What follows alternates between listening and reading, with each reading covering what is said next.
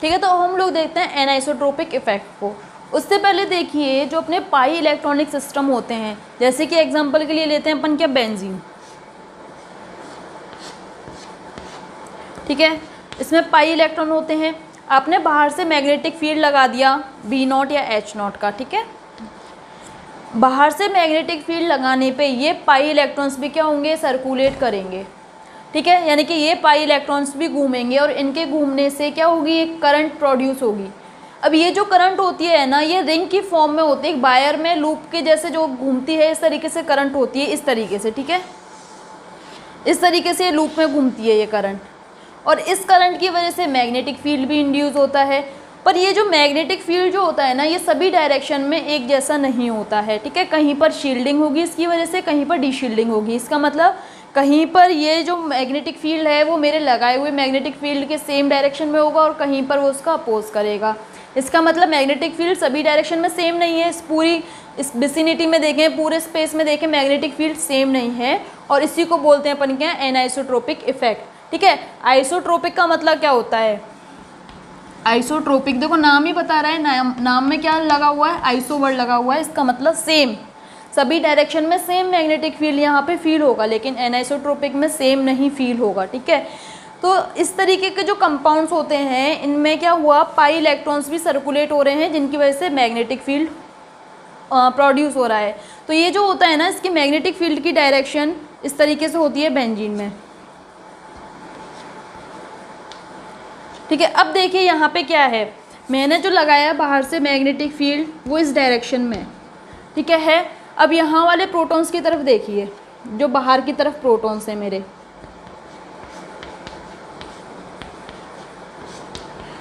इन वाले प्रोटॉन्स पर क्या हो रहा है, देखो यहाँ वाले प्रोटॉन्स पर जो मैग्नेटिक फील्ड है उसकी डायरेक्शन भी ऊपर की तरफ है, मैंने जो लगाया है वो भी ऊपर की तरफ है, यानी कि दोनों की डायरेक्शन सेम है। अगर दोनों की डायरेक्शन सेम हो, मेरे लगाए हुए मैग्नेटिक फील्ड की डायरेक्शन और पाई इलेक्ट्रॉन्स के सर्कुलेशन से जो मैग्नेटिक फील्ड की डायरेक्शन सेम होती है, तो वहाँ होती है डीशील्डिंग। ठीक है, इसका मतलब यहाँ पे बाहर के रीजन में क्या हो रही है, आपकी डीशील्डिंग हो रही है। अब आप यहाँ देखिए, ठीक है, अंदर इस वाली लाइन पे देखिए, यहाँ पे देखिए मैग्नेटिक फील्ड आपका अगेन इसी डायरेक्शन में ही तो है, लेकिन जो इंड्यूस मैग्नेटिक फील्ड है पाई इलेक्ट्रॉन्स के घूमने की वजह से, वो देखिए किस तरफ है, इसका अपोज कर रहा है। आपने इस तरफ लगाया है, लेकिन यहाँ पे मैग्नेटिक फील्ड अपोजिट डायरेक्शन में है। इसका मतलब ये जो मैग्नेटिक फील्ड प्रोड्यूस हुआ है आपका, ये इसको अपोज कर रहा है। अपोज करने को क्या बोलते हैं अपन, शील्डिंग बोलते हैं। इस बीच वाले रीजन में क्या हो रही है, आपकी शील्डिंग हो रही है। तो देखा आपने, मैग्नेटिक फील्ड लगाने के बाद रिंग करंट से जो अपने पास मैग्नेटिक फील्ड आ रहा है वो सभी डायरेक्शन में सेम नहीं है, कहीं पर शील्डिंग हो रही है, कहीं पर डीशील्डिंग हो रही है। इसी को बोलते हैं अपन क्या, एनाइसोट्रोपिक इफेक्ट। ठीक है, अब ये एनाइसोट्रोपिक इफेक्ट आप एरोमेटिक कंपाउंड्स में भी देखोगे और एंटी एरोमेटिक कंपाउंड्स में भी देखोगे। एरोमेटिक कंपाउंड्स हुए, एल्किन हुई, एल्काइंस हुए, कार्बोनाइल्स हुए, इन सब में जो होती है ना, सेम आपकी डायमैग्नेटिक करंट फ्लो होती है। देखो मैं बोलूँगी आपके पास एरोमेटिक कंपाउंड्स में डायमैग्नेटिक रिंग करंट फ्लो होगी और एंटी एरोमेटिक में पैरामैग्नेटिक रिंग करंट फ्लो होगी। ठीक है, तो किस तरीके से, मैंने क्या बोला, एरोमेटिक में डायमैग्नेटिक रिंग करंट फ्लो होती है, जबकि एंटी एरोमेटिक में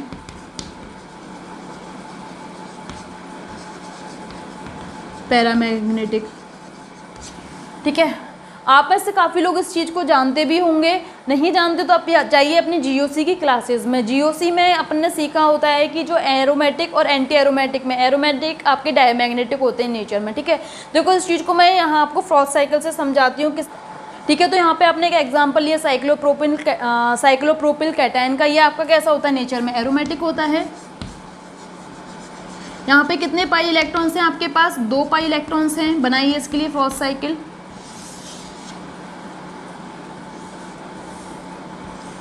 दो पाई इलेक्ट्रॉन्स को कर दीजिए आप इस तरीके से। ठीक है, यहाँ बताइए आपके पास कोई भी इलेक्ट्रॉन अनपेयर्ड है क्या, नहीं है, सारे के सारे इलेक्ट्रॉन्स पेयर्ड हैं। तो ये कैसा हुआ, नेचर में डायमैग्नेटिक हुआ। इसी तरीके से आप कोई भी एरोमेटिक कंपाउंड्स ले लीजिए, वहाँ पर आपके पास ये नेचर में डायमैग्नेटिक ही आने वाले हैं। तो जब ये पाई इलेक्ट्रॉन्स मूव करेंगे अपने, जब बाहर से मैग्नेटिक फील्ड लगाओगे उसमें सर्कुलेट करेंगे तो इससे जो रिंग करंट फ्लो होगी उससे अपन बोलेंगे डायमैग्नेटिक रिंग करंट। अब आप एंटी एरोमेटिक्स पर आइए। एंटी एरोमेटिक के लिए आप एग्जांपल ले लीजिए किसका, साइक्लोब्यूटेन का, ठीक है। ये आपका एंटी एरोमेटिक होता है नेचर में। अब देखिए इसके लिए फ्रॉस्ट साइकिल आप ड्रॉ कीजिए।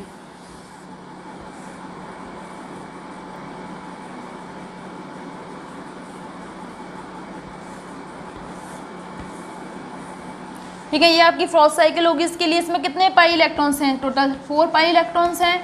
कीजिए, 2 इलेक्ट्रॉन्स तो आपके यहाँ आए और 1 इलेक्ट्रॉन आपका यहाँ, 1 इलेक्ट्रॉन आपका यहाँ। ठीक है, यहाँ पे कितने अनपेयर्ड इलेक्ट्रॉन है, 2 अनपेयर्ड इलेक्ट्रॉन है। अनपेयर्ड इलेक्ट्रॉन का होने का मतलब क्या होता है, वो पैरामैग्नेटिक है नेचर में, तो इनकी वजह से जब रिंग करंट फ्लो होगी तो उसे कैसी बोलेंगे, पैरामैग्नेटिक रिंग करंट। अब यहाँ पे जैसे मैं आपको हमेशा कहती हूँ, आपको जो बिहेवियर याद रखना है, किसका रखना है, डायमैग्नेटिक रिंग करंट का। पैरामैग्नेटिक का जस्ट अपोज होगा, ठीक है। आप दोनों को याद करने चलोगे, दोनों में आप कंफ्यूज हो जाओगे एग्जाम टाइम में। तो अपन डायमैग्नेटिक का बिहेवियर देख लेते हैं, पैरामैग्नेटिक का जस्ट उल्टा होगा। या फिर आप कह लीजिए हम एरोमेटिक्स का देख लेते हैं, एंटी एरोमेटिक्स का जस्ट उसका उल्टा बिहेवियर होगा। चलो देखते हैं। तो देखिए अपने जितने भी एरोमेटिक्स होते हैं, एरोमेटिक कंपाउंड्स होंगे, एल्कीन्स होंगी, एल्काइंस, ठीक है, एल्डिहाइडिक कंपाउंड्स, कीटोनिक कंपाउंड्स, इन सभी में अपना जो होगा डायमैग्नेटिक रिंग करंट फ्लो होगी। ठीक है, कौन सी रिंग करंट फ्लो होगी,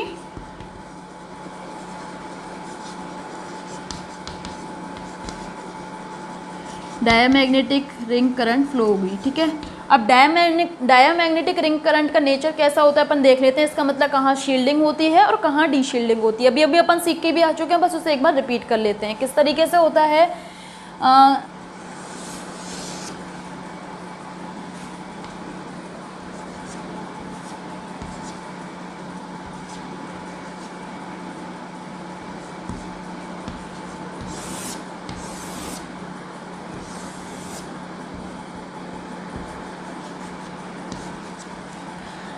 अगर आपके पास रिंग में डायमैग्नेटिक रिंग करंट फ्लो हो रही है, ठीक है, कौन सी रिंग करंट है ये आपकी, डायमैग्नेटिक।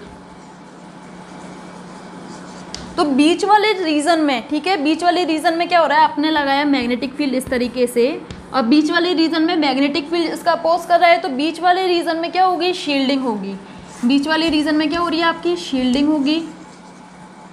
लेकिन एक्सटर्नल वाले पार्ट पे देखिए क्या हो रहा है, मैग्नेटिक फील्ड आपके लगाया हुआ और यहाँ पे जो बनने वाला मैग्नेटिक फील्ड है सेम डायरेक्शन में है, तो यहाँ पर क्या होगी, बाहर के साइड क्या होगी, डीशील्डिंग होगी।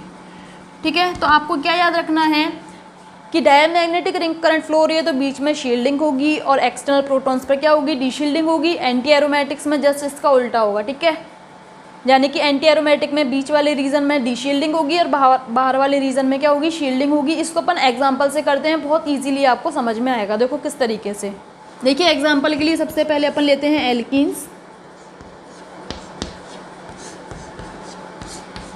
आपने बाहर से मैग्नेटिक फील्ड लगाया B0 का, तो यहाँ पर क्या होगा, पाई इलेक्ट्रॉन्स मूव करेंगे। पाई इलेक्ट्रॉन्स के घूमने से किस तरीके से रिंग करंट फ्लो होगी, कीजिए, रिंग करंट इस तरीके से हो गई।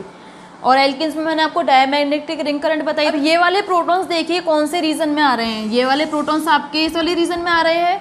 यहाँ पर क्या हो रही है, ये और ये सेम डायरेक्शन में है, डीशील्डिंग हो रही है। इसका मतलब ये सारे के सारे जो प्रोटॉन्स हैं वो डीशील्डिंग जोन में आ रहे हैं और डीशील्डिंग जोन में आने से क्या होगा, इनकी डेल्टा की वैल्यू जो होती है बढ़ जाती है। जो होते हैं आपके डीशील्डिंग जोन में चले जाते हैं और इनके लिए आपके पास डेल्टा की वैल्यू आती है 4.5 से 6 ppm के समथिंग। ठीक है, तो अब यहाँ पे आपको वैल्यूज़ याद नहीं करनी है, आपको बस ये देखना है कि कौन से प्रोटॉन्स हैं जो आपके शील्डिंग जोन में आ रहे हैं और कौन से प्रोटॉन है डीशील्डिंग जोन में आ रहे हैं। मैं आपको लास्ट क्लास से बताती आ रही हूँ, आपके पास क्वेश्चन में डेल्टा वैल्यू आपको याद करने के लिए नहीं आएंगी, वो तो एग्जैक्टली आपको क्वेश्चन में वैल्यू देगा। आपको तो वहाँ बस देखना है उसको पहचान के कि ये आपका कौन सा कंपाउंड हो सकता है। ठीक है, हम उन क्वेश्चनों को कर सकें उसके लिए हम पहले उसका बेसिक तैयार कर रहे हैं। वहाँ मेन क्वेश्चन तक पहुँचने के लिए अपन एक एक सीढ़ी को चढ़ रहे हैं। ठीक है, तो केमिकल शिफ्ट में अपन यहाँ तक पहुँचे। अब देखिए, आप देखिए ये अपन ने सीखा एल्किन्स में। अब हम यही चीज़ सीखते हैं कि इसमें एल्डिहाइड कार्बोनाइल्स कंपाउंड्स में किस तरीके से होता है।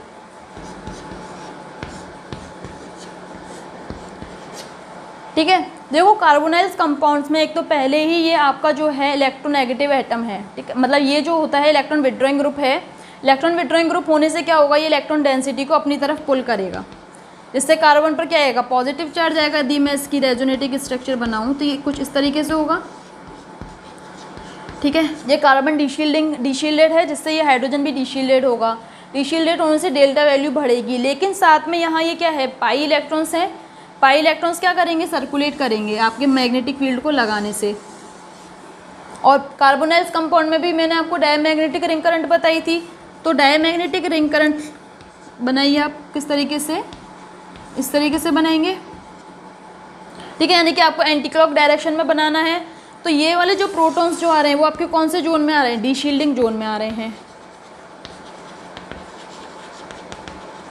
डीशील्डिंग जोन में आने से ये भी हाईली डीशील्डेड हो जाते हैं और इसकी डेल्टा वैल्यू भी काफ़ी ज़्यादा होती है। और इसकी डेल्टा वैल्यू देखिए कितनी ज़्यादा हाई आती है आपकी, 8 से 9.5 ppm के समथिंग। ठीक है, आपको याद हो तो आपने यहाँ पे बुक्स में एक डायग्राम पढ़ा होगा, इस तरीके से आपने कौन के जैसे डायग्राम पढ़ा होगा। ठीक है, यहाँ पे कहीं पे प्लस लिखा होता है और यहाँ बीच में माइनस होता है। क्या होता है, जहाँ प्लस का मतलब होता है शील्डिंग जोन और माइनस का मतलब होता है डीशील्डिंग जोन। तो इसके लिए यदि आप बनाओगे तो इसके लिए ये डायग्राम किस तरीके से आएगा, देखिए यहाँ देखिए ऊपर और नीचे वाले फील्ड, यहाँ पे क्या हो रहा है, यहाँ पे आपकी शील्डिंग हो रही है, इसका मतलब ऊपर और नीचे यहाँ पे आपकी शील्डिंग हो रही है। और ये आपको हो जाएगा C≡O, यानी कि ये आपको हो जाएगा डीशील्डिंग जोन। बीच वाला जोन कौन सा हो जाएगा आपका, डीशील्डिंग जोन। आपको ये बात आई समझ में। अब हम देखते हैं बेंजीन के केस में। बेंजीन का केस अपन पढ़ ही चुके हैं। बेंजीन में भी आपकी डायमैग्नेटिक रिंग करंट फ्लो होगी और सारे के सारे जो प्रोटॉन्स होंगे आपके, देखिए इस तरीके से आपने डायमैग्नेटिक रिंग करंट को फ्लो किया। डायमैग्नेटिक रिंग करंट को फ्लो करने से सारे के सारे आपके प्रोटॉन्स, ये 6 प्रोटॉन्स कैसे डीशील्डिंग जोन में आ रहे हैं। आपके डीशील्डिंग जोन में आने से डेल्टा वैल्यू को क्या होगी, काफ़ी ज़्यादा हो जाएगी। इसके लिए यदि आप कौन वाला इस तरीके से डायग्राम बनाओ तो किस तरीके से बनाएंगे आप, देखिए ये भी इसी तरीके से बनेगा। ठीक है, यहाँ पे बीच वाले पार्ट में आपके हो रही है शील्डिंग और इस वाले पार्ट्स में आपकी डीशील्डिंग हो रही है, तो यहाँ आप लगा दीजिए माइनस। ठीक है, इस तरीके से। ठीक है, एक एग्जांपल यहाँ पे लेते हैं अपन किसका, एल्काइन का। ठीक है, तो एल्काइन जो होती है ना आपकी मैग्नेटिक फील्ड में इस तरीके से असाइन होती है।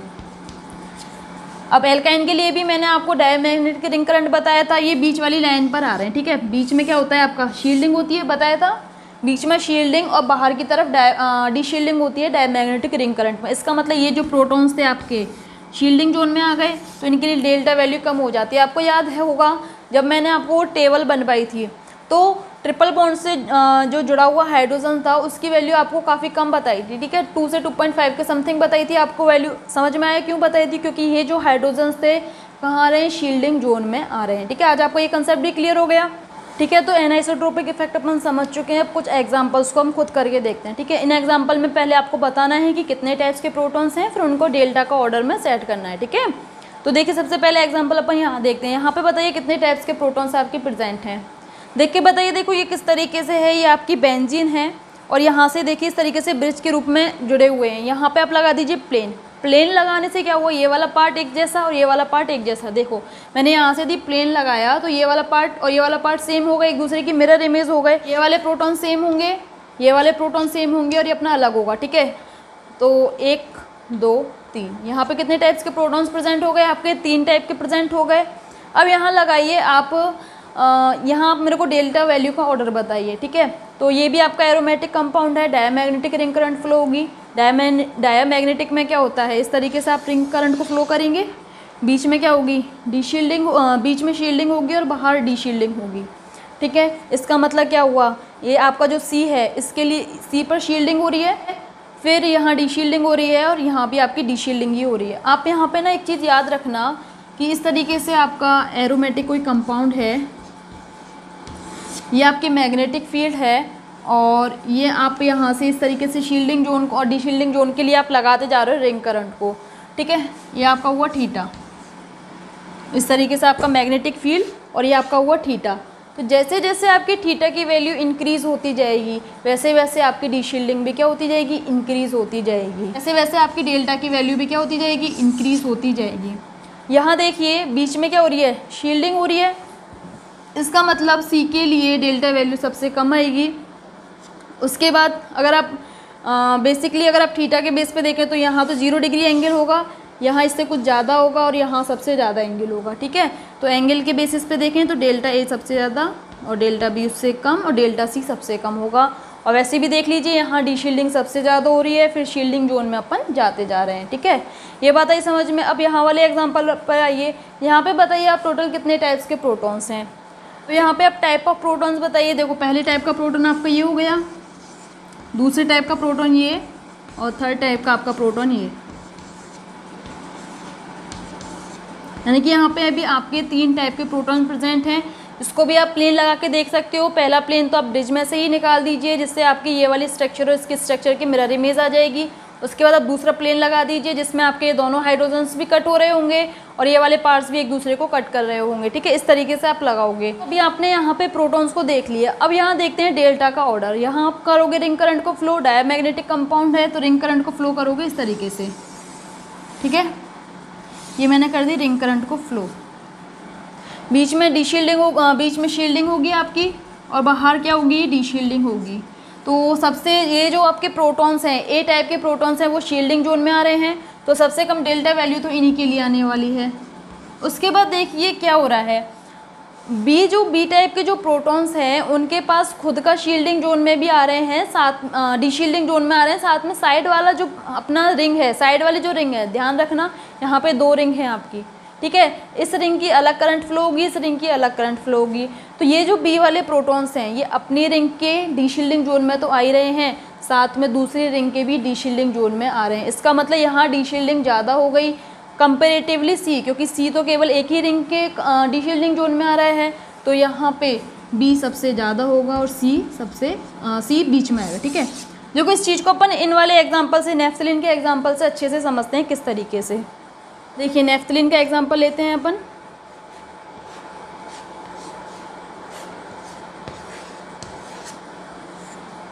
सबसे पहले नेफ्थलीन में आप बताइए कितने टाइप्स के प्रोटॉन हैं। नेफ्थलीन आपका प्लेनर कंपाउंड है। प्लेनर कंपाउंड है तो आप एक तो ये वाला प्लेन लगाएंगे, यहाँ पे ये वाला प्लेन लगाने से ये वाली रिंग बिल्कुल एग्जैक्ट इसके जैसी आपको दिखेगी। दूसरा प्लेन आप ये वाला लगाएंगे तो ये वाला प्लेन लगाएंगे तो जितने भी ऊपर के जो प्रोटॉन्स हैं वो सेम टू सेम आपके नीचे के जैसे दिखेंगे। ठीक है, तो यहाँ पे कितने टाइप्स के प्रोटॉन हुए देखिए आपके, एक तो आपका ये हो गया, एक ये हो गया। ठीक है, मैंने आपको जब ये वाला प्लेन लगाया था तो ये वाला प्लेन लगाने से ये वाली रिंग बिल्कुल एग्जैक्ट इसके जैसे हो गई थी, तो ये भी ए टाइप का प्रोटॉन होगा। और ये वाला प्लेन लगाने से ऊपर वाला पार्ट और नीचे वाला पार्ट सेम हो गए थे, तो देखिए इस तरीके से। ठीक है, इस तरीके से यहाँ पे आपके 2 प्रोटॉन्स मौजूद हैं। ठीक है, आपको समझ में आई ये बात। अब यहाँ देखिए जो मैं आपको इस तरीके से 2 रिंग्स के होने से क्या हो रहा है, देखो ये पहली रिंग और ये दूसरी रिंग है। ठीक है, इस रिंग को मैंने नाम दे दिया ए रिंग और इसको नाम दे दिया बी रिंग। ए रिंग की अपनी रिंग करंट फ्लो होगी पाई इलेक्ट्रॉन्स की वजह से। ठीक है, तो अपनी रिंग करंट फ्लो हुई इस तरीके से, ठीक है, जो होगी वो अपनी रिंग करंट फ्लो होगी। ठीक है, इस तरीके से बी की अपनी रिंग करंट फील होने से ये सारे के सारे प्रोटॉन डी शील्डिंग जोन में हैं और ए की अपनी रिंग करंट होने से ये दोनों जो प्रोटॉन हैं ए और बी ये भी अपने डी शील्डिंग जोन में हैं। लेकिन यहाँ पे देखो ये जो ए वाला जो प्रोटॉन है ना, इस पे बी का भी डी शील्डिंग जोन वर्क करेगा। ठीक है, ऐसा तो है नहीं कि बी को दिख रहा हो कि भाई ये ए की रिंग है मेरे को इसके फील्ड में नहीं जाना, ऐसा तो नहीं है। तो इसके बी की डी शील्डिंग जोन में ए प्रोटॉन आ रहा है कि नहीं आ रहा है, ये वाला प्रोटॉन आ रहा है। सेम ये वाला प्रोटॉन ए के फील्ड में आ रहा है, ए की रिंग करंट में आ रहा है। इसका मतलब इन प्रोटॉन्स पे अपनी अपनी रिंग के अलावा दूसरी रिंग का डी शील्डिंग जोन भी काम कर रहा है। इसलिए ए जो होगा ना ये हाईली डी शील्डेड होने से इसकी डेल्टा वैल्यू इंक्रीज हो जाएगी। इसका मतलब डेल्टा ए ज़्यादा हो जाएगा डेल्टा बी से। आई बात समझ में। देखो सेम इसी तरीके से इस वाले एग्जाम्पल में देखो क्या होगा। इसमें कितने टाइप्स के प्रोटॉन हैं। पहला प्लेन तो आप ये वाला लगा दीजिए, इससे ये वाली रिंग जो होगी वो इस वाले रिंग के सेम हो जाएगी। ठीक है, प्रोटॉन्स देखने के मैंने आपको 2 तरीके बताए थे, या तो आप प्लेन से लगा लीजिए, अदरवाइज आपको ऐसे दिख रहे हैं तो ऐसे देख लीजिए। मैं प्लेन से लगाती हूँ और दूसरा प्लेन आपका ये हो जाएगा। ये प्लेन सेम होने से ये वाला पार्ट आपका ये वाले पार्ट के जैसा हो जाएगा, और ये वाला प्लेन लगाने से ऊपर वाला पार्ट नीचे वाले पार्ट के जैसा हो जाएगा। इसका मतलब जो डिफरेंट जो पार्ट है आपका, केवल कितना सा पार्ट है, इतना सा पार्ट आपका डिफरेंट है, बाकी सारा तो मेरा इमेज है कहीं ना कहीं से एक दूसरे का। ठीक है, तो एक प्रोटॉन आपका ये हो गया, दूसरा प्रोटॉन आपका ये हो गया, तीसरा प्रोटॉन ये हो गया। 3 टाइप के प्रोटॉन हो गए इसमें प्रेजेंट। ठीक है, अब यहाँ पे कितनी रिंग है आपके पास? 3 रिंग है। इस रिंग को नाम दिया A, इसको नाम दिया B, इसको नाम दिया C। सेम इनमें रिंग करंट फ्लो होगी, बाहर डीशील्डिंग होगी, बीच में शील्डिंग होगी। ठीक है, और अपने को पता है बेंजीन टाइप रिंग है तो सारे के सारे जो प्रोटॉन्स होंगे वो डीशील्डिंग फील्ड में आएंगे। लेकिन ये जो A टाइप का प्रोटॉन है ना, यहाँ पे देखिए खुद की रिंग का डीशील्डिंग जोन, साथ में A और C टाइप के रिंग का भी डीशील्डिंग जोन, 3 टाइप के रिंग के डीशील्डिंग जोन में है। इसका मतलब सबसे ज़्यादा डीशील्डेड A टाइप का प्रोटॉन है, डेल्टा A की वैल्यू सबसे ज़्यादा आएगी।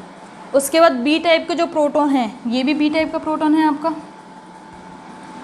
ठीक है, और ये आपके C टाइप के प्रोटॉन हो गए। B टाइप के प्रोटॉन्स देखो खुद की रिंग के तो फील्ड में है, साथ में जो B रिंग है उसके भी में भी है। इसका मतलब B टाइप के प्रोटॉन 2 रिंग के डीशील्डिंग जोन में है तो उसकी डेल्टा वैल्यू A से कम होगी।